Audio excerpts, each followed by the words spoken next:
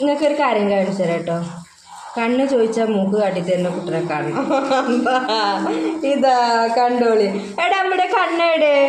പൊന്നിൻ്റെ കണ്ണെവിടെ? എവിടെ? അതോ കണ്ണ? അത് മൂക്കല്ലേ? കണ്ണെവിടെ?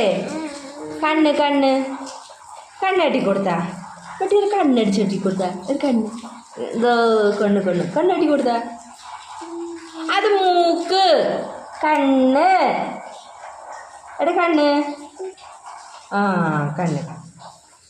ഇനി എന്താ മൂക്കിൻ്റെ അടുത്തേക്ക് വന്ന് നോക്കണോ? എടാ എൻ്റെ തല എവിടെ?